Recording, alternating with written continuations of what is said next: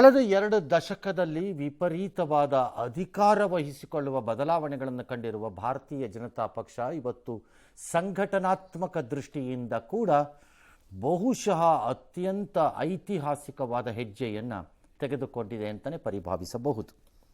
ಬಿಜೆಪಿಯಲ್ಲಿ ಯುವ ಗಾಳಿ ಬೀಸುತ್ತಿದೆ ಮತ್ತು ಬೀಸಲು ಸರ್ವ ರೀತಿಯ ತಯಾರಿಯನ್ನು ಮಾಡಿದ್ದಾರೆ ಎನ್ನುವ ಸುದ್ದಿ ಬಹುದಿನಗಳಿಂದ ಪಕ್ಷದ ವಲಯದಲ್ಲೂ ಹಾಗೂ ಆ ಪಕ್ಷದ ಆಗು ಹೋಗುಗಳ ಬಗ್ಗೆ ಗಮನ ಇಟ್ಟಿರುವವರೆಲ್ಲರೂ ತಿಳಿದುಕೊಂಡಿದ್ದಂತಹ ವಿಚಾರ.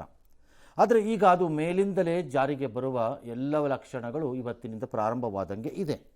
ಬಿಹಾರ ಮೂಲದ ಯುವ ರಾಜಕಾರಣಿ, ಅವರ ಪಕ್ಷದ ಪ್ರಕಾರ ಸಂಘಟನಾ ಚತುರ ಮತ್ತು ದೇಶಕ್ಕೆ ಅಷ್ಟೇನು ಪರಿಚಯವೇ ಇಲ್ಲದ, ಯಾರಿಗೂ ಗೊತ್ತಿರಲಿಲ್ಲ ಹೂ ಈಸ್ ಹಿ ಅಂತ, ನಿತಿನ್ ನಬೀನ್ ಪಕ್ಷದ 12ನೇ ಅಧ್ಯಕ್ಷರಾಗಿ, ಅದರಲ್ಲೂ ಪಕ್ಷದ ಇತಿಹಾಸದಲ್ಲೇ ಮೊದಲ ಬಾರಿಗೆ ಅಷ್ಟೊಬ್ಬ ಕಿರಿಯನಾಗಿ ಅಧಿಕಾರವನ್ನು ವಹಿಸಿಕೊಂಡಿದ್ದಾರೆ. ದೆಹಲಿಯ ಪ್ರಧಾನ ಕಚೇರಿಯಲ್ಲಿ ನಡೆದ ಕಾರ್ಯಕ್ರಮದಲ್ಲಿ ನೂತನ ಅಧ್ಯಕ್ಷರಾಗಿ ಅವರು ಪದಗ್ರಹಣವನ್ನು ಮಾಡಿದ ಸಂದರ್ಭದಲ್ಲಿ JP ನಡ್ಡಾ ಅವರು ಅಧಿಕಾರವನ್ನು ಹಸ್ತಾಂತರ ಮಾಡಿದರು. ಈ ಕಾರ್ಯಕ್ರಮದಲ್ಲಿ ಪ್ರಧಾನಿ ಮೋದಿ, ಕೇಂದ್ರ ಮಂತ್ರಿಗಳಾದ ಅಮಿತ್ ಶಾ, ರಾಜನಾಥ್ ಸಿಂಗ್, ನಿತಿನ್ ಗಡ್ಕರಿ ಮೂವರೂ ಹಿಂದೆ ಪಕ್ಷದ ಅಧ್ಯಕ್ಷರಾದವರು ಎಕ್ಸೆಪ್ಟ್ ಮೋದಿ ಎಲ್ಲರೂ ಹಾಜರಿದ್ದರು. ಬಳಿಕ ಮಾತನಾಡಿದ ನಿತಿನ್ ನಬೀನ್, ಬಿಜೆಪಿಯ ಅಸಂಖ್ಯಾತ ಕಾರ್ಯಕರ್ತರಿಗೆ ಧನ್ಯವಾದ. ನಮ್ಮ ಪಕ್ಷ ಜಗತ್ತಿನ ಅತಿ ದೊಡ್ಡ ರಾಜಕೀಯ ಪಕ್ಷ. ಇದಕ್ಕೆಲ್ಲ ಕಾರಣ ನಮ್ಮ ಪಕ್ಷಕ್ಕೆ ಸಿಕ್ಕಂತಹ ಸ್ಫೂರ್ತಿದಾಯಕ ನಾಯಕತ್ವ. ಪ್ರಧಾನಿ ಮೋದಿಯವರು ಕೂಡ ತಮ್ಮ ಭಾಷಣದಲ್ಲಿ ಅಟಲ್ ಬಿಹಾರಿ ವಾಜಪೇಯಿಯಿಂದ ಹಿಡಿದು ನಂತರ ಬಂದಂತಹ ಲಾಲ್ ಕೃಷ್ಣ ಅದ್ವಾನಿ ಮತ್ತು ಮುರಳಿ ಮನೋಹರ್ ಜೋಶಿ ಅವರನ್ನ ಕೂಡ ಮತ್ತು ವೆಂಕಯ್ಯ ನಾಯ್ಡು ಇವ್ರನ್ನ ನೆನಪಿಸ್ಕೊಂಡಿದ್ರು, ಹೇಗೆ ಅವರು ಕಷ್ಟಪಟ್ಟಿದ್ರು ಈ ಪಕ್ಷಕ್ಕೆ ಅಂತ. ನಮ್ಮ ಕಾರ್ಯಕರ್ತರ ಪರಿಶ್ರಮವೇ ಎಲ್ಲದಕ್ಕೂ ಕಾರಣ. 2006ರಲ್ಲಿ ನಾನು ಸಾಮಾನ್ಯ ಶಾಸಕನಾಗಿ ಬಂದಾಗ ಆ ದಿನ ಪಕ್ಷದ ಅಧ್ಯಕ್ಷರಾಗಿದ್ದ ರಾಜನಾಥ್ ಸಿಂಗ್ ಹೇಗೆ ಪಕ್ಷವನ್ನು ಸಂಘಟಿಸ್ತಾ ಇದ್ರು ಅನ್ನೋದನ್ನು ನಾನು ನೋಡಿದ್ದೀನಿ ನಾನು. ಮತ್ತು ನಂತರ ಅಮಿತ್ ಶಾ ಅವರು ಮತ್ತು ನಿತಿನ್ ಗಡ್ಕರಿ ಅವರು ಕೆಲಸ ಮಾಡಿದ್ದನ್ನು ನಾನು ಗಮನಿಸ್ಕೊಂಡಿದ್ದೀನಿ ಅಂತ ಅಂದರು. ರಾಜಕಾರಣ ಮತ್ತು ಅದರಿಂದಾಗಿ ಬರುವ ಹುದ್ದೆಗಳು ಐಷಾರಾಮಿ ಜೀವನ ಅಲ್ಲ, ತ್ಯಾಗ, ಹೊಣೆಗಾರಿಕೆ ಮೊದಲು ನಮಗೆ ಬೇಕಷ್ಟೇ. ಪಶ್ಚಿಮ ಬಂಗಾಳ, ತಮಿಳುನಾಡು, ಕೇರಳ, ಪುದುಚೇರಿ, ಅಸ್ಸಾಂ ಚುನಾವಣೆಗೆ ಕಾರ್ಯಕರ್ತರು ಸಜ್ಜಾಗಬೇಕೀಗ ಅಂತ ಅಂದರು. ನಂತರ ಮೋದಿಯವರು ಮಾತಾಡಿದ್ರು, ನಾನೊಬ್ಬ ಸಾಮಾನ್ಯ ಕಾರ್ಯಕರ್ತ, ಈ ಹುದ್ದೆಗೆ ಏರಲು ಸಾಧ್ಯ ಅನ್ನೋದು ಅಂದರೆ ಈ ರೀತಿ ಮೋದಿ ಆಗಲಿ ಅಥವಾ ನಬೀನ್ ಆಗಲಿ ಈ ರೀತಿ ಹುದ್ದೆಗಳಿಗೆ ಏರಲು ಸಾಧ್ಯ ಆಗೋದು ಅನ್ನೋದು ಎಲ್ಲಾದರೂ ಇದ್ದರೆ ಅದು BJPಯಲ್ಲಿ ಮಾತ್ರ. ನಿತಿನ್, ನನ್ನ ಬಗ್ಗೆ ಬಹಳ ಜನರಿಗೆ ಕೆಲವರಿಗೆಲ್ಲ ಒಂದು ಅಭಿಪ್ರಾಯ ಇದ್ದಂಗೆ ಇದೆ. ನಾನು RSSನ ಪ್ರಧಾನ ಕಾರ್ಯದರ್ಶಿಯಾಗಿ ಇದ್ದ, ಕೋಆರ್ಡಿನೇಟರ್ RSS ಸಂಘದಲ್ಲಿದ್ದಾಗ ಮತ್ತು BJPಯಲ್ಲಿ ಪ್ರಧಾನ ಕಾರ್ಯದರ್ಶಿಯಾಗಿದ್ದ ನಂತರದಲ್ಲಿ ಗುಜರಾತ್ಗೆ ಹೋದೆ. ಗುಜರಾತ್ನಲ್ಲಿ ನಾನು ಅಧಿಕಾರವನ್ನು ಸ್ವೀಕಾರ ಮಾಡಿದೆ. ಆ ನಂತರ ನಾನು ತಿರುಗು ನೋಡಿಲ್ಲ. 15 ವರ್ಷ ಹೆಚ್ಚು ಕಡಿಮೆ ಗುಜರಾತಲ್ಲೂ, ಈಗ 10 ವರ್ಷ ಆಗ 5ನೇ ವರ್ಷ 3ನೇ ಟರ್ಮಲ್ಲಿ ಮುಖ್ಯ ಪ್ರಧಾನಿಯಾಗಿ ನಾನು ಅಧಿಕಾರವನ್ನೇ ನೋಡ್ಕೊಂಡು ಬಂದಿದ್ದೀನಿ ಅಂತೆಲ್ಲ ಭಾಳ ಜನ ಅಂದ್ಕೊಂಡಿದ್ದಾರೆ, ಮೋದಿ ಇಲ್ಲಿ ಬಿಡಪ್ಪ ಅಂತ. But let me tell you one thing today, ನಾನು ಏನೇ ಇರಬಹುದು, ಎಂಥದ್ದೇ ಇರಬಹುದು, ನನ್ನ ಪಕ್ಷದ ಮುಂದೆ ನಾನೊಬ್ಬ ಸಾಮಾನ್ಯ ಕಾರ್ಯಕರ್ತ. ನಾನು ಪ್ರಧಾನಿಯಾಗಿದ್ದರೂ ಇವತ್ತಿಗೆ ನನ್ನ ಬಾಸು ನಿತಿನ್ ನಬೀನ್ ಅವರು ನನ್ನ ಬಾಸ್ ಇವತ್ತಿಂದ. ನಾನು ಅವ್ರಿಗೆ ಈಗಾಗಲೇ ನನ್ನ ಕಾರ್ಯಕ್ರಮಗಳ ಬಗ್ಗೆ ಮತ್ತು ನಾನು ಏನು ಮಾಡಿದ್ದೀನಿ ಅನ್ನೋ ಒಂದು ವರದಿ ಕೊಟ್ಟಿದ್ದೀನಿ ಅವ್ರಿಗೆ. ನಾನು ಮುಂದಿನ ದಿನಗಳಲ್ಲಿ ವರದಿಯನ್ನೂ ಕೊಡ್ತೀನಿ ಮತ್ತು ಅವ್ರು ಕೊಡಬಹುದಾದ ಆದೇಶಗಳಿಗೋಸ್ಕರ ಕಾಯ್ತೀನಿ ಅಂತ ಹೇಳಿಬಿಟ್ರು. ಆಲ್ ರೈಟ್, ಸರಿ, ಮುಂಬರುವ ಕೇರಳದಲ್ಲಿ ಚುನಾವಣೆ ಗೆಲ್ತೀವಿ ಡ್ಯಾಶ್ ಅಂತ ಕೂಡ ಅವರು ಹೇಳಿದ್ರು. लोगों ने लंबे समय से कुछ नारे को, भाजपा के कार्यकर्ता, हमारे जनसंकाल के कार्यकर्ता लगातार कुछ नारे को गढ़ते थे। रामलल्ला हम आएंगे, मंदिर वहीं बनाएंगे, जहां हुए बलिदान मुखर्जी वो कश्मीर हमारा है, एक देश में 2 विधान, 2 प्रधान, 2 निशान नहीं चलेगा। साथियों, आज भाजपा के कार्यकर्ताओं ने वो कालखंड देखा जब अयोध्या का भव्य राम मंदिर का मार्ग प्रशस्त हुआ। आज जम्मू कश्मीर की जनता ने 370 धारा से मुक्ति का दौर देखा। आज सांस्कृतिक व राष्ट्रवाद की विचारें और मजबूत हो रही हैं। इन सबसे भी बड़ी चीज मेरे जीवन में है, मैं भारतीय जनता पार्टी का कार्यकर्ता हूं। ये सबसे बड़ा गर्व है। और जब बात पार्टी के विषयों को आती है, तब माननीय नितिन नबीन जी मैं एक कार्यकर्ता हूं, वे मेरे बॉस हैं। बीजेपी महाराष्ट्र के स्थानीय निकायों में नंबर 1 पार्टी बनी है। ऐसे ही केरला में भी आज बीजेपी के करीब 100 पार्षद हैं। केरला की राजधानी तिरुअनंतपुरम की जनता ने मेयर चुनाव में 45 साल बाद लेफ्ट से सत्ता छीनी और RSSನ ಕಟ್ಟಾಳು ಮತ್ತು ಎಲ್ಲದಕ್ಕಿಂತ ತನ್ನ ಭಾರತೀಯ ಜನತಾ ಪಕ್ಷದ ಸಂಘಟನೆ ಮತ್ತು ಅದು ಕಾರ್ಯ ಹೇಗೆ ಮಾಡುತ್ತೆ ಅನ್ನೋದನ್ನು ಚೆನ್ನಾಗಿ ಅರ್ಥ ಮಾಡಿಕೊಂಡಿರುವ ABVPಯ ಲೀಡರ್ ಕೂಡ ಆಗಿದ್ದಂತಹ ನಿತಿನ್ ನಬೀನ್ ಮೋದಿ ಹಾಗೂ ಅಮಿತ್ ಶಾ ಇಬ್ಬರಿಗೂ ಕೆಲ ಕಾಲದಿಂದ ಆಪ್ತರಾಗಿ ಪರಿಚಯಸ್ಥರಾಗಿ ಕೆಲಸ ಮಾಡ್ತಾ ಇದ್ದರು ಪಕ್ಷದ ಒಳಗಡೆ. ಬಹುಜನ ಅದನ್ನು ಗಮನಿಸಿರಲಿಲ್ಲ ಅಷ್ಟೇ ಅನ್ನೋದು ಈಗ ಕೆಲವರು ಆಡುತ್ತಿರುವಂತಹ ಮಾತು. ಬಿಹಾರದ 5 ಬಾರಿ ಶಾಸಕರಾಗಿ ಈಗ ಸಚಿವರಾಗಿದ್ದರು. ಬಂಕೀಪುರ ಕ್ಷೇತ್ರದಲ್ಲಿ 51,000 ಮತಗಳ ಅಂತರದಿಂದ ಆತ ಸೋತಿಲ್ಲ ಎಂದಿಗೂ ಚುನಾವಣೆಯಲ್ಲಿ, ಮತ್ತು ಯಾವ ಚುನಾವಣೆಯಿಂದ ಇನ್ನೊಂದು ಚುನಾವಣೆಗೆ ಅವರ ಗೆಲುವಿನ ಅಂತರ ಹೆಚ್ಚಾಗಿದೆ ಅಂತ ಸುದ್ದಿ. ತಂದೆ ಸಾವಿನಿಂದಾದಂತಹ ಪರಿಣಾಮ ಉಪಚುನಾವಣೆಯಲ್ಲಿ ಬಂದಂತಹ ಇವರು ನಂತರ ಈ ಹಂತಕ್ಕೆ ಹೋಗಿದ್ದಾರೆ. ಹಾಗೆ ನೋಡಿದ್ರೆ ABVPಯ ಕಾರ್ಯ ಮಾಡಿದಾಗ ಅವರು ದೇಶವ್ಯಾಪಿ ಬಹಳ ಜನ ಅವ್ರನ್ನ ಗಮನಿಸಿದರಂತೆ. The way he was able to build ABVP ಹೊಸ ಥರದಲ್ಲಿ. ನಂತರ ಅವರು ಬಂಕೀಪುರದಲ್ಲಿ ಗೆಲ್ತಾ ಇದ್ದಿದ್ದಂತಹ ರೀತಿ ಮತ್ತು ಅತ್ಯಂತ ಲೋ ಪ್ರೊಫೈಲ್, ಅಂದರೆ ಡ್ಯಾಮ್ ಡೂಮ್ ಅಂದ್ಕೊಂಡು ಕಾಣಿಸ್ಕೊಳ್ಳೋದು ಮಾಡೋದು, ವಿಪರೀತ ಭಾಷಣಗಳನ್ನು ಬಿಡೋದು, ವಿಪರೀತವಾಗಿ ಬುರುಡೆ ಬಿಟ್ಬಿಡೋದು, ಮೆಚ್ಚಿಸೋಕೆ ಹೋಗೋದು, ಇವೆಲ್ಲ ಇರಲಿಲ್ಲವಂತೆ. ಈ ಎಲ್ಲದರ ಮಧ್ಯೆ ಅವರನ್ನು ಸಿಕ್ಕಿಂ ರಾಜ್ಯಕ್ಕೆ ಕಳಿಸಿತ್ತಂತೆ BJP ಒಂದಿಷ್ಟು ಕೆಲಸ ಮಾಡಬೇಕಲ್ಲಿ ಅಂತ. ಅಲ್ಲಿ ಆತ ಮಾಡಿದ್ದ ವರ್ಕನ್ನು ನೋಡಿ ಟೆಸ್ಟ್ ರೂಪದಲ್ಲಿ ಛತ್ತೀಸ್ಗಢನ ಅವ್ರ ಕೈಗೆ ಕೊಟ್ಟಿತ್ತಂತೆ. ಛತ್ತೀಸ್ಗಢ ಕೊಡೋವಾಗ ಅಲ್ಲಿ ಬರಬೇಕಾದ ಎಲ್ಲ ಸರ್ವೆಗಳು ಮತ್ತು ಇವೆಲ್ಲ ಹೇಳ್ತಿತ್ತು ಕಾಂಗ್ರೆಸ್ನಲ್ಲಿ ವಾಪಸ್ ಗೆಲ್ಲತ್ತೆ, ಎಟ್ ಎನಿ ಕಾಸ್ಟಲ್ಲಿ BJP ಗೆಲ್ಲಿಕ್ಕೆ ಸಾಧ್ಯ ಇಲ್ಲ, ಭೂಪೇಶ್ ಬಘೇಲ್ ಗೆಲ್ತಾರಲ್ಲಿ ಕಾಂಗ್ರೆಸ್ಸಿನ ಮುಖ್ಯಮಂತ್ರಿ ಅಂತಲೇ ಇತ್ತು. ಬಟ್ ಈ ವ್ಯಕ್ತಿ ಹೋದ ನಂತರ ಅದನ್ನು ತಲೆಕೆಳಕಾಗು ಮಾಡಿ ಅಲ್ಲಿ ಭಾರತೀಯ ಜನತಾ ಪಕ್ಷವನ್ನು ಅಧಿಕಾರಕ್ಕೆ ತಂದರು, ರಣತಂತ್ರವನ್ನು ರೂಪಿಸಿ ನಂತರದ 24ರ ಲೋಕಸಭಾ ಚುನಾವಣೆಯಲ್ಲಿ 11 ಸ್ಥಾನದಲ್ಲಿ 10 ಸ್ಥಾನವನ್ನು ಗೆಲ್ಲುವ ಮೂಲಕ ಎಲ್ಲರ ಗಮನ ಸೆಳೆದರು. His formula, his style of working, ಆಮೇಲೆ understanding of organisational working style ಎಲ್ಲ ಇಷ್ಟ ಆಗಿ ಅವ್ರನ್ನ ಈ ಹಂತಕ್ಕೆ ಹುದ್ದೆಗೆ ಬಹುಶಃ ಪ್ರಧಾನಮಂತ್ರಿಗಳೇ ಅಮಿತ್ ಶಾ ಅವರ ಒಪ್ಪಿಗೆಯೊಂದಿಗೆ ಇದನ್ನು ಆಯ್ಕೆ ಮಾಡಿರಬಹುದು ಅಂತ ಬಹು ಜನರ ಲೆಕ್ಕಾಚಾರ. ರಾಜಕೀಯ ಜೀವನದಲ್ಲಿ ಇದು ಯಾಕಾಗಿದೆ ಹಾಗಾದರೆ ಅಂದರೆ ಭಾರತೀಯ ಜನತಾ ಪಕ್ಷದಲ್ಲಿ ಒಂದು ಮೂಲಭೂತವಾದ ಹೊಸ ಚಿಂತನೆಗೆ ಅವರು ತಮ್ಮನ್ನು ತಾವು ಒಗ್ಗಿಸ್ಕೋತಿದ್ದಾರೆ ಮತ್ತು ತೊಡಗಿಸ್ಕೋತಾ ಇದ್ದಾರೆ. ರಾಜಕೀಯ ಜೀವನದ ಕೊನೆಯಲ್ಲಿರುವ ಬಹುತೇಕ ನಾಯಕರುಗಳು ಬಿಟ್ಕೊಡ್ಬೇಕು ಜಾಗನ, ಇನ್ಮೇಲೆ ಮುಂದಿನ ಪೀಳಿಗೆಗಳಿಗೆ ಅಧಿಕಾರವನ್ನು ಕೊಡ್ತಾ ಹೋಗ್ಬಿಡಬೇಕು, ಯಾಕಂದರೆ ಅವ್ರಿಗೆ ಅನುಭವ ಬರಬೇಕಾಗತ್ತೆ. ಹಾಗಾಗಿ ರಫ್ಲಿ ಭಾರತೀಯ ಜನತಾ ಪಕ್ಷದ ನಾಯಕತ್ವದ ಏಜ್ನ ಈಗ ಇನ್ನು ಮುಂದಕ್ಕೆ ತರೋರ್ನೆಲ್ಲ 50-55 ಒಳಗಡೆ ಈಚೆ ಆಚೆಯಲ್ಲಿ ತರೋದು ಬೆಟರ್ ಅನ್ನೋದು. ಅಂದರೆ ಎಲ್ಲರನ್ನೂ ಓಡಿಸ್ಬಿಡ್ತಾರೆ ಅಂತಲ್ಲ, ಕೆಲವ್ರನ್ನೆಲ್ಲ 29ರ ಚುನಾವಣೆಗೆ ತಯಾರಿ ಆಗಬೇಕು ಈಗಲೇ. ಸಂಘಟನೆ ಅಷ್ಟೇ ಅಲ್ಲ, ಸಂಪುಟಕ್ಕೆ ಒಂದು ಮೇಜರ್ ಸರ್ಜರಿ ಆಗಬೇಕಾಗತ್ತೆ ಅಂತ ಬಹುಜನರ ಲೆಕ್ಕಾಚಾರ. ಅದು ಆಗುತ್ತೆ ಅಂತಿದ್ದಾರೆ. ಅಂದರೆ ಮೋದಿಯವರ 2ನೇ ಅವಧಿಯಲ್ಲಿದ್ದಂಥ 34 ಮಂದಿ ಸಚಿವರು ಈಗಲೂ ಇದ್ದಾರೆ. ಅದರಲ್ಲಿ ಕೆಲವ್ರನ್ನ ಮನೆಗೆ ಕಳಿಸ್ತಾರೆ ಅಂತ ಸುದ್ದಿ ಇದೆ.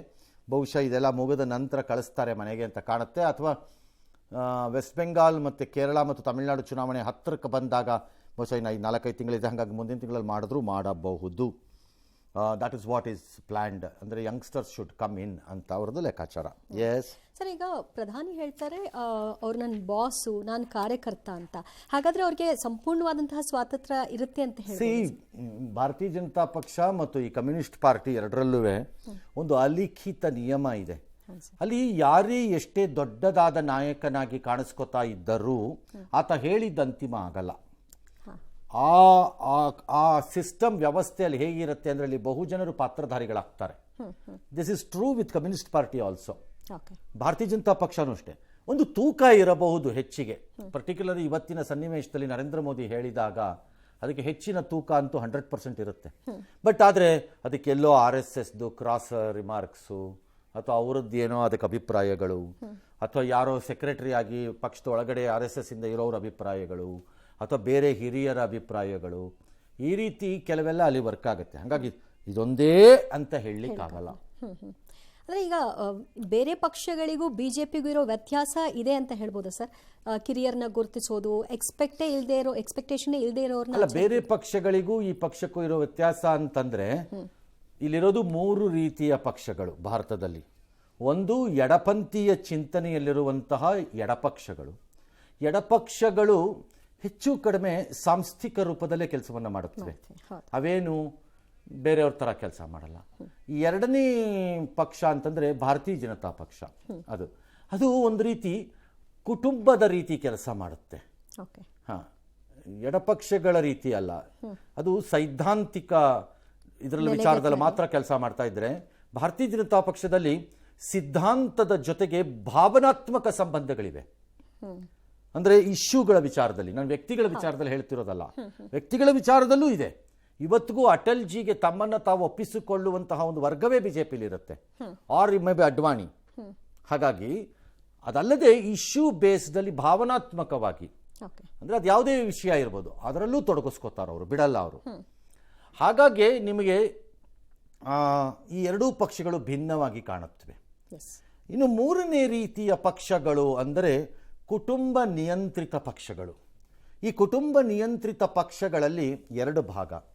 ಒಂದು, ಯಾರ ಮುಲಾಜಿಗೂ ಯಾರ ಟೀಕೆಗೂ ಯಾರ ಹಂಗಲ್ಲೂ ಇಲ್ಲದೆ ಇರುವ ರೀತಿ ಮೀಸೆ ತಿರುಕೊಂಡು ಕುಟುಂಬವೇ ರಾಜಕಾರಣ ಅಂತ ನಡೆಸುವವರು, like DMK, partly JDS, then RJD, then next TMC ಆಗಬಹುದು, ಶಿವಸೇನೆ, ಈ ಥರದ ನ್ಯಾಷನಲ್ ಕಾನ್ಫರೆನ್ಸು, TRS ಆಗಿ ಈಗ BRS ಏನಾಯಿತು ತೆಲಂಗಾಣನಲ್ಲಿ, ಅವರು TDP, ಇವೆಲ್ಲ ಕುಟುಂಬವೇ ಪಕ್ಷ, ಪಕ್ಷವೇ ಕುಟುಂಬ ಅನ್ನೋದು.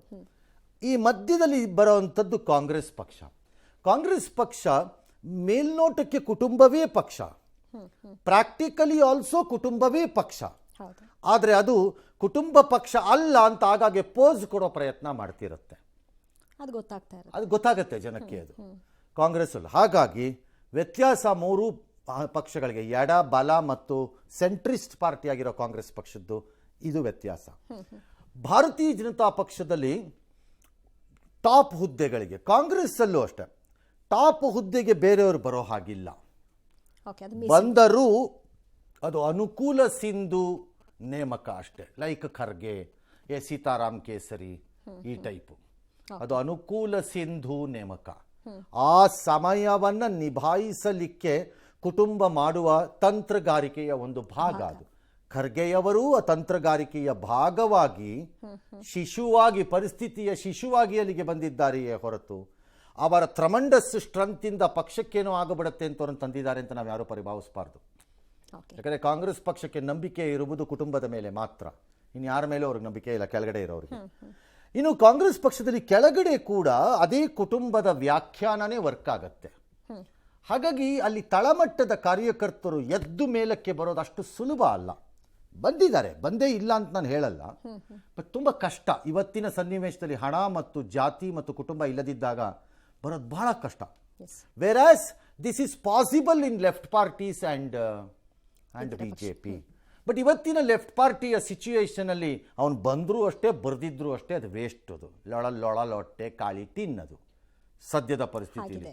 ಇನ್ಯಾವತ್ತು ಅವರು ರಿವೈವ್ ಆಗ್ತಾರೆ, ಅವರ ಗೋಲ್ಡನ್ ಏಜನ್ನು ನೋಡ್ತಾರೆ ಅಂತ ನನಗೆ ಗೊತ್ತಿಲ್ಲ. ನನ್ನ ಜೀವಿತಾವಧಿಯಲ್ಲಂತೂ ನೋಡ್ಲಿಕ್ಕಿಲ್ಲ. ಅವರು ಆ ಹಂತಕ್ಕೆ ಹೋಗಾಗಿದೆ ಆ ಪಕ್ಷ. ಅದಕ್ಕೆ ಕಾರಣ ಆ ಪಕ್ಷದ ಬರೇನೇ, ಅದರಲ್ಲಿ ಯಾವ ಅನುಮಾನನೂ ಇಲ್ಲ. ಅದು ಇನ್ನೊಂದಿನ ನೋಡೋಣ. ಇನ್ನು ಬಲಪಂಥೀಯವಾಗಿ ಅಂತಂದರೆ ರೈಟ್, ಇದರಲ್ಲಿ BJPನಲ್ಲಿ ಇದು ಸಾಧ್ಯ.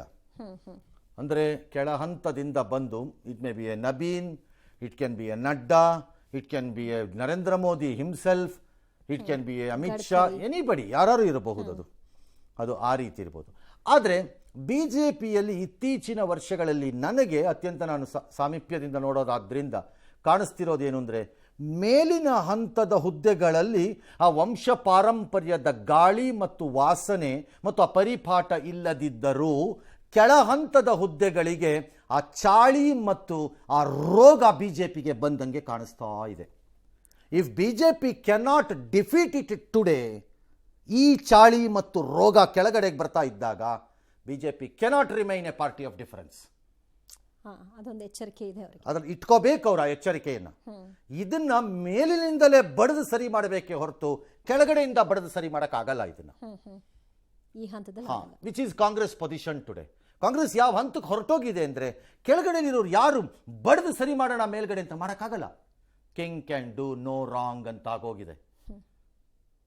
ರಾಜ ಯಾವ ತಪ್ಪನ್ನು ಮಾಡಲಿಕ್ಕೆ ಸಾಧ್ಯವೇ ಇಲ್ಲ ಅನ್ನೋ ಮಟ್ಟಕ್ಕೆ ಬಂದಾಗೋಗಿದೆ ಅದು.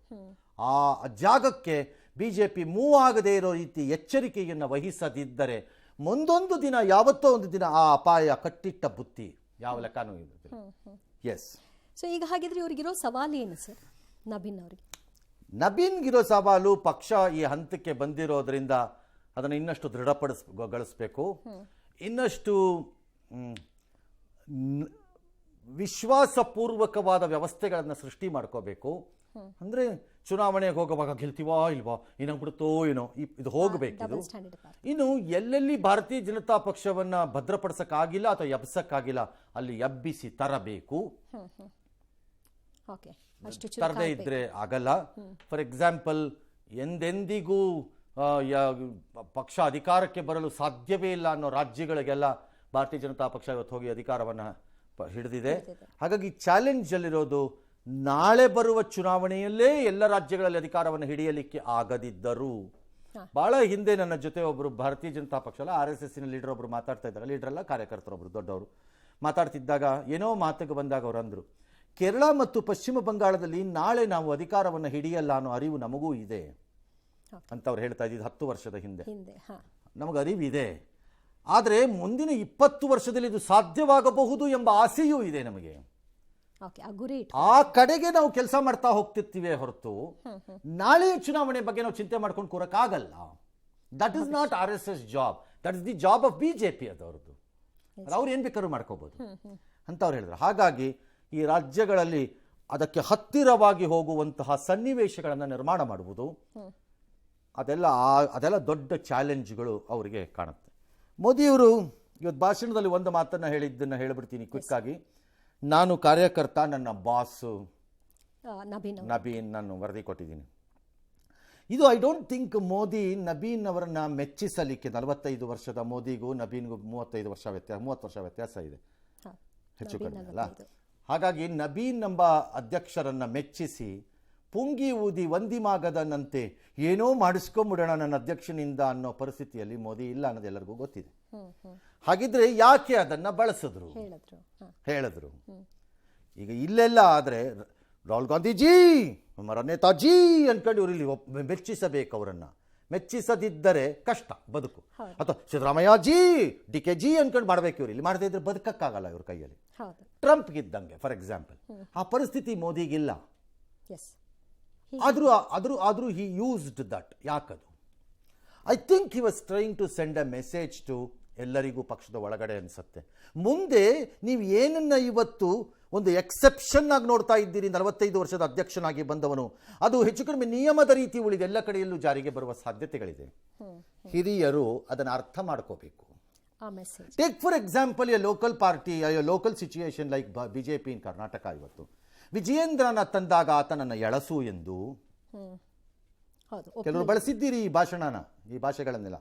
ಎಳಸು ಎಂದು, ನನ್ನ ಮುಂದೆ ಅವನು ಬಚ್ಚ ಎಂದು, ಅವನು ಹೇಳಿದ್ ನಾನು ಕೇಳಬೇಕಾ ಅಂತಾನು ಕೆಲವರು ಬಹಿರಂಗವಾಗಿಯೂ, ಇನ್ನು ಕೆಲವರು ಒಳೊಳಗೆ ಗಾಳಿ ಬಿಟ್ಟು ಪಂಪ್ ಹೊಡೆದು ಬೆಂಕಿ ಹಾಕ್ತಾ ಇದ್ದಂತಹ ಲೀಡರ್ಗಳು ಎಲ್ಲ ಇದ್ದಾರೆ. ಒಬ್ಬರು ಹೊರಗೋಗಿರ್ಬೋದು, ಉಳಿದವ್ರ ಪಕ್ಷದೊಳಗಡೆನೇ ಇದ್ದಾರೆ. ಇವ್ರಿಗೆಲ್ಲ ತಗೊಳ್ಬೇಕಾದ ಮೊದಲನೆಯ ಮೆಸೇಜ್ ಇದೇನೆ. It is not Vijayendra, it is the post of the state president ಅಷ್ಟೇ. ಬಾಯಿ ಮುಚ್ಕೊಂಡು ಫಾಲೋ ಮಾಡೋದಾರ ಮಾಡು, ಇದ್ರ ಖಾಲಿ ಮಾಡು ಅನ್ನೋ ಮೆಸೇಜ್ ಅಲ್ಲಿ ಇತ್ತು ಅನ್ಸುತ್ತೆ. ಇದನ್ನು ಕರ್ನಾಟಕದಲ್ಲಿ ಅಟ್ಲೀಸ್ಟ್ ಹೇಳೋದು ಬೇಡ ಇವತ್ತು ಹೆಸರು, ಇನ್ನೊಂದು ದಿನ ಬಂದರೆ ಹೆಸರು ಹೇಳ್ತೀನಿ ಯಾರು ಅಂತ. ಆಮೇಲೆ 5 ರಿಂದ 6 ಜನ ಬಹುಮುಖ್ಯವಾಗಿ ಕೋಸ್ಟಲ್ ಕರ್ನಾಟಕ ಇಂದ ಒಬ್ಬರೋ ಇಬ್ಬರೋ, ಮಲೆನಾಡು ಕರ್ನಾಟಕದಿಂದ ಒಬ್ಬರೋ ಇಬ್ಬರೋ, ಹಳೆ ಮೈಸೂರು ಸಂಸ್ಥಾನದಿಂದ ಒಬ್ಬರೋ ಇಬ್ಬರೋ 3 ಜನನೋ, ಉತ್ತರ ಕರ್ನಾಟಕದಿಂದ ಒಂದು 3-4 ಜನ ತಗೊಳ್ಳದೇ ಇದ್ದರೆ ಈ ಮೆಸೇಜ್ನ you are ending up in dustbin. ಆ ಮೆಸೇಜ್ ಓಕೆ, ತಗೋಬೇಕು. That is the message Modi wanted to give ಅಂತ ನಾನು ಅನ್ಕೊಂಡಿದ್ದೀನಿಪ್ಪ. ಎಸ್. ಎಸ್, ಜೀನಿ ಸ್ಲಿಮ್ ತಗೊಳಕ್ಕೆ ಸ್ಟಾರ್ಟ್ ಮಾಡಿದ್ನೋ ಅವಾಗ ಮಂತ್ಲಿ ಪೀರಿಯಡ್ಸ್ ಆಗ್ತಾ ಇದ್ದೀನಿ. PCOD ಪ್ರಾಬ್ಲಮ್ ನಾರ್ಮಲ್ ಆಗಿದೆ, ಥೈರಾಯ್ಡ್ ನಾರ್ಮಲ್ ಆಗಿದೆ. ಪೀರಿಯಡ್ಸ್ ಎಲ್ಲ 6 ಮಂತ್ ಆದ್ರೂ ಆಗ್ತಾ ಇದ್ದಿಲ್ಲ, ಇವಾಗ ರೆಗ್ಯುಲರ್ ಪೀರಿಯಡ್ಸ್ ಆಗ್ತಾ ಇದೆ. ಜೀನಿ ಸ್ಲಿಮ್ ನ ಯೂಸ್ ಮಾಡಿ 8 ತಿಂಗಳಲ್ಲಿ 55 kg ಸಣ್ಣ ಆಗಿದ್ದಾರೆ. ಜೀನಿ ಸ್ಲಿಮ್ ತಗೊಳ್ಳಿ, ಬೇಗ ಸಣ್ಣ ಆಗ್ತೀರಾ, ಫ್ಯಾಟ್ ಲಾಸ್ ಆಗ್ತದೆ. ಜೀನಿ ಸ್ಲಿಮ್ ನ ಯೂಸ್ ಮಾಡಿ 100% ಯಾವುದೇ ಸೈಡ್ ಎಫೆಕ್ಟ್ ಇಲ್ದಂಗೆ ಸಣ್ಣ ಆಗ್ತೀರಾ. ಇನ್ನು ಮತಗಳವು ತಪ್ಪಿಸೋಕೆ ಜೆಬಿಎ ಎಲೆಕ್ಷನ್ ಸೇರಿದಂತೆ ಸ್ಥಳೀಯ ಸಂಸ್ಥೆಗಳ ಚುನಾವಣೆಗೆ ಇವಿಎಂ ಬದಲಿಗೆ ಬ್ಯಾಲೆಟ್ ಪೇಪರ್ ಬಳಕೆಗೆ ಚುನಾವಣಾ ಆಯೋಗ ಮುಂದಾಗಿದೆ. ಈ ನಡುವಲ್ಲೇ ಅಪಸ್ವರ ಎದ್ದಿದೆ. ಡಿಕೆ ಸುರೇಶ್ ಅವರು ಈ ವಿಷಯವಾಗಿ ಮಾತನಾಡ್ತಾ ಚುನಾವಣೆಗೆ ಮತಯಂತ್ರ ಬಳಕೆ ಬಗ್ಗೆ, ಮತಪತ್ರ ಬಳಕೆಯ ಬಗ್ಗೆ ಚರ್ಚೆ ಮಾಡಿ ತೀರ್ಮಾನಿಸ್ತೀವಿ ಅಂತ HK ಪಾಟೀಲ್ರು ಕೂಡ ಹೇಳಿದ್ದಾರೆ. ಬ್ಯಾಲೆಟ್ ಪೇಪರ್ ಬಳಕೆಗೆ ಬಿಜೆಪಿಗರು ಕಿಡಿಕಾರಿದ್ದಾರೆ. ಅವಶ್ಯಕತೆ ಇಲ್ಲ ಅಂತ ಕಾಣಿಸ್ತದೆ. ಬ್ಯಾಲೆಟ್ ಬಿಟ್ಟಿದೀವಿ, ಒಂದೇ ಮುಂದೆ ಹೋಗಿ ಮತ್ತೆ ಹಿಂದಕ್ಕೆ ಬರುವಂತದ್ದು ಇವ್ರ ಕೈಲೇ ಇರ್ತದೆ. ಕರ್ನಾಟಕ ಸರ್ಕಾರದ ದೇಶದ ತುಂಬೆಲ್ಲ ಇವಿಎಂ ಬಗ್ಗೆ ಅನುಮಾನ ವ್ಯಕ್ತ ಮಾಡ್ತಾ ಇದ್ದಾರೆ. ಆ ಹಿನ್ನೆಲೆಯೊಳಗೆ ರಾಜ್ಯ ಸರ್ಕಾರ ನಿರ್ಣಯ ಮಾಡಿದೆ. ಈಗಾಗಲೇ ನಾವು ಚುನಾವಣಾ ಆಯೋಗಕ್ಕೆ ತಿಳಿಸಿದ್ದೇವೆ. ಚುನಾವಣಾ ಆಯೋಗ ಇವತ್ತು ಸ್ಪಷ್ಟವಾದ ಘೋಷಣೆಯನ್ನು ಮಾಡಿದೆ. ಇದು ಅತ್ಯಂತ ಘೋರವಾಗಿರ್ತಕ್ಕಂಥ ಖಂಡ. ಅದು ಆಗಬಾರ್ದು. No, you are wrong mister HK Patil minister. ನಾನು ಎನ್ನೇ ಕೇಳಿದ ಪ್ರಶ್ನೆಗೆ ಯಾಕೆ HK ಪಾಟೀಲ್ ಉತ್ತರ ಕೊಡಲ್ಲ? ನಿಮ್ಮ ರಾಜ್ಯ ಸರ್ಕಾರದ ತರ್ಕಲಾಂಡಿ ನಿರ್ಣಯ ಕೇರಳಕ್ಕೆ ಯಾಕೆ ಅಪ್ಲೈ ಆಗಲ್ಲ? ಅದೇ ವೇಣುಗೋಪಾಲ್ ಫೋನ್ ಮಾಡಿದಾಗ ಬಾಲ ಮುದುರ್ಕೊಂಡು ಬೆವರು ಕಿತ್ಕೊಂಡು ಟವಲ್ ಹಿಡ್ಕೊಂಡು ಒರೆಸ್ಕೊಂಡು ಊರೆಲ್ಲ ಓಡಾಡ್ತೀರಲ್ಲ ಬಿಡಾಡಿ ಜನಗಳು ತಿರ್ತರ. ಯಾಕೆ? ವೇಣುಗೋಪಾಲ್ನ ಮಾತು ವೇದವಾಕ್ಯ, ಬಟ್ ವೇಣುಗೋಪಾಲ್ ರಾಜ್ಯದಲ್ಲಿ ಬಂದಂತಹ ಜಯ ವೇದಾನೂ ಇಲ್ಲ, ವಾಕ್ಯನೂ ಇಲ್ಲ. ಯಾಕೆ? ಇನ್ನು ಎರಡನೇದು, ಚುನಾವಣಾ ಆಯೋಗ ಮಸ್ಟ್ ರಿಲೀಸ್ ದಿಸ್ ನ್ಯೂಸ್ ಪೇಪರ್ನ ಆರ್ ಇನ್ಫಾರ್ಮೇಷನ್. ಯಾರು ನಿಮ್ಮನ್ನು ಕೇಳಿದ್ದಿದ್ದು ಬ್ಯಾಲೆಟ್ ಪೇಪರ್ ಬೇಕು ಅಂತ ಅಧಿಕೃತವಾಗಿ ನಿರ್ಣಯ 1000 ಮಾಡಿರ್ಬೋದು. ರಾಜಕೀಯ ಪಕ್ಷ ಯಾರು ನಿಮ್ಮನ್ನು ಕೇಳಿರ್ಬೋದು, ನಂಬರ್ 1. ನಂಬರ್ 2, ಕಾಂಗ್ರೆಸ್ ಪಕ್ಷ EVMಗೆ ಹೆದರ್ಕೊಳ್ಳೋಕ್ಕೆ ಇಲ್ಲಿಯ EVM ನಿಮ್ಮ ವಶದಲ್ಲೇ ಇರುತ್ತಲ್ಲ. ಹೌದು. ಅಮಿತ್ ಶಾ ವಶದಲ್ಲಿರಲ್ವಲ್ಲ, ಇಲ್ಲ. ಮೋದಿ ವಶದಲ್ಲಿರಲ್ವಲ್ಲ. ಆ ಡೌಟೇ ಬೇಡ. ಹಾಂ, ಹೇಗೆ ಕೇರಳದಲ್ಲಿ ನೀವು ಗೆದ್ದಾಗ EVM ಸರಿ ಎಂದು ರಾಜ್ಯದಲ್ಲಿ ಸರಿ ಇಲ್ಲ ಅಂತ ಹೇಳಿದಾಗ ನಿಮ್ಮನ್ನು ಮೂರ್ಖರು ಅಂತ ಕರೀಬೇಕೋ ಕರೀಬಾರ್ದು? ಮೂರನೇದು, ಯಾರು ಒಬ್ಬರು ತಕ್ಕಂಥ ಚುನಾವಣಾ ಆಯೋಗವನ್ನು ಕೇಳಬೇಕು ರಾಜ್ಯದಲ್ಲಿ, ಬಿಟ್ವೀನ್ EVM ಆ್ಯಂಡ್ ಬ್ಯಾಲೆಟ್ ಪೇಪರ್ಲಿ ಕಾಸ್ಟಿಂಗ್ ಏನು ಅಂತ. ಒಂದು ವೇಳೆ ಬ್ಯಾಲೆಟ್ ಪೇಪರ್ ಕಾಸ್ಟ್ ಜಾಸ್ತಿ ಅಂತಾದರೆ ಚುನಾವಣಾ ಆಯೋಗವೇ ಹೇಳಿರುವುದರಿಂದ ಎರಡೂ ತಪ್ಪು ಅಲ್ಲ, ಎರಡೂ ಸರಿ ಇದೆ ಅಂತ ಹೇಳಿರುವುದರಿಂದ ಕಡಿಮೆ ಕಾಸ್ಟ್ ಇರೋದನ್ನು ಟ್ಯಾಕ್ಸ್ ಪೇಯರ್ಸ್ ಮನಿನಲ್ಲಿ ಮಾಡಬೇಕೇ ಹೊರತು ಹೈಯರ್ ಕಾಸ್ಟ್ ಇರೋದನ್ನು ಟ್ಯಾಕ್ಸ್ ಪೇಯರ್ಸ್ ಮನಿಯಲ್ಲಿ ಮಾಡೋಕ್ಕೆ ಹಕ್ಕು ಮತ್ತು ಅಧಿಕಾರ ಈ ಚುನಾವಣಾ ಆಯೋಗದ ಮುಖ್ಯಸ್ಥರಿಗೆ ಇಲ್ಲ. ಅದು ನನ್ನ ದುಡ್ಡು, ನಿಮ್ಮ ದುಡ್ಡಲ್ಲ. ಐ ಡೋಂಟ್ ನೋ ಈ ಚುನಾವಣಾ ಆಯೋಗದ ಮುಖ್ಯಸ್ಥರು ಟ್ಯಾಕ್ಸ್ ಕಟ್ತಾರೋ ಬಿಡ್ತಾರೋ ನಂಗೆ ಗೊತ್ತಿಲ್ಲ, ಕಟ್ತಿರ್ಬೋದು ಅವರು, ಬಟ್ ಇದು ನನ್ನ ದುಡ್ಡು ಅಂದರೆ ಜನರ ದುಡ್ಡು, ನಿಮ್ಮ ದುಡ್ಡು ಅಲ್ಲ. ಹಾಗಾಗಿ ನೀವು ಸ್ಪೆಂಡ್ ಮಾಡೋಕ್ಕೆ ಬರಲ್ಲ ಅಂತ ನನ್ನ ವಾದ. ಇದನ್ನು ಚಾಲೆಂಜ್ ಮಾಡಬೇಕಾಗ. ಇಲ್ದಿದ್ರೆ ಯಾತಕ್ಕೆ ಬ್ಯಾಲೆಟ್ಗೆ ಹೋದೆ ಅನ್ನೋದಕ್ಕೆ ವಿವರಣೆಯನ್ನು ಆಯೋಗ ಕೊಡಬೇಕು. ಎಸ್, ರಾಮಚಂದ್ರ ರಾವ್ ಹೆಸರು ಯಾರಿಟ್ಟರೋ ಗೊತ್ತಿಲ್ಲ. ಹಾಂ, ಆಲ್ ರೈಟ್. ಹೆಸರಿನಲ್ಲೇ ಇದೆ ಅವಮಾನ. ಏನೋ ಅದಕ್ಕೆ ಹೇಳೋದು ಸತ್ಯನಾರಾಯಣ ಅಂತ ಇಟ್ಕೊಂಡ್ಬಿಟ್ರೆ ಸತ್ಯನಾರಾಯಣ ಆಗಬೇಕಾಗಿಲ್ಲ ಅಲ್ವಾ? ಸಿದ್ದರಾಮ ಆದ ಕೂಡಲೇ ಅವರು ರಾಮನ ಭಕ್ತನೂ ಆಗಬೇಕಾಗಿಲ್ಲ. ರಾಮ ಅಥವಾ ರಾಮಚಂದ್ರ ಆದರೆ ರಾಮಂತರ ಇರಬೇಕು ಅಂತೇನಿಲ್ಲ. ಕೃಷ್ಣನ ಹೆಸರಿಟ್ಟುಕೊಂಡ ಮಾತ್ರಕ್ಕೆ 10 ಹೆಣ್ಣು ಮಕ್ಕಳ ಜೊತೆ ಜೀವನ ನಡೆಸಬೇಕು ಎಂಬ ನಿಯಮವೂ ಇಲ್ಲ ಅಲ್ವೇ? All right. ಈ ನಮ್ಮ ರಾಮಚಂದ್ರ ಅವರನ್ನು ಅಮಾನತುಗೊಳಿಸಿ ಸರ್ಕಾರ ಆದೇಶ ಹೊರಡಿಸಿದೆ. ಶೇಮ್ ಆನ್ ಹಿಮ್, ಬಿಕಾಸ್ ಈ ಸಿಚುಯೇಷನ್ ತಂದಿದ್ದಕ್ಕೆ. ತಪ್ಪು ಸರಿ ವಿಡಿಯೋ ಇದೆಲ್ಲ ಆಮೇಲಿನ ಕತೆಗಳು. ನಿನ್ನೆ ಮಧ್ಯಾಹ್ನದ ಹೊತ್ತಿಗೆ 10 ದಿನ ರಜಾ ಮೇಲೆ ಹೋಗಿದ್ದರು. ಇವಾಗ ಅವ್ರನ್ನ ಸಸ್ಪೆಂಡ್ ಮಾಡಿದ್ದಾರೆ. ಡಿಸ್ಮಿಸ್ ಕೂಡ ಆಗ್ಬೋದು ಅಂತ ಗೃಹ ಮಂತ್ರಿ ಹೇಳ್ತಾರೆ. ಇನ್ನು BJPಯವರು ಇದು ರಾಜ್ಯನೇ ತಲೆ ತಗ್ಸೋವಂಥದ್ದು, ಒಬ್ಬ IPS ಅಧಿಕಾರಿ ಹಿಂಗೆ ಮಾಡಿದ್ದಿದ್ದು ಅಂತಾರೆ. ಯಾರೋ ಒಬ್ಬರು ಮಹಿಳಾ ಆಯೋಗಕ್ಕೆ ದೂರು ಕೊಟ್ಟಿದ್ದಾರಂತೆ. ಸರ್, ಇದೆಲ್ಲ ಕಚೇರಿಯಲ್ಲಿ CCTV ಕ್ಯಾಮ್ರಾ ಅಳವಡಿಸಿ ಸರ್ ಅಂತ. ಯಾವ ಲೆವೆಲ್ಗೆ ಹೋಗ್ತಾ ಇದ್ದೀವಿ ಅಂತ ನೋಡ್ಕೊಳ್ಳಿ ನಾವು. ಸೀನಿಯರ್ ಆಫೀಸರ್ಸ್ ಚೇಂಬರ್ಸಲ್ಲಿ CCTV ಹಾಕಿ ಅವ್ರಿಗೆ ಆ್ಯಂಟಿ ಚೇಂಬರ್ ಇರುತ್ತೆ, ನೆಕ್ಸ್ಟು ಅಲ್ಲೂ ಹಾಕೋದಾ? ಒಂದು ರೆಸ್ಟ್ ತೊಗೊಳಕ್ಕೆ ಸೀನಿಯರ್ ಆಫೀಸರ್ಸ್ಗೆ ಅಂತ ಒಂದು ಆ್ಯಂಟಿ ಚೇಂಬರ್ ಅಂತ ಒಂದು ಪುಟಾಣಿ, ಒಂದು ಹಾಸಿಗೆ, ಒಂದು ದಿಂಬು ಇಟ್ಟಿರ್ತಾರೆ, ಅದೇನು ಗರಂದಾರಿ ಇರಲ್ಲ ಅದು. ಓಕೆ, ಅದೇ ಅಲ್ಲೂ ಹಾಕಬೇಕಾ ನೆಕ್ಸ್ಟು? ಯಾವ ಹಂತ ಭಾಳ ಮೋಸ ರೀ. ಏನು ಎಸ್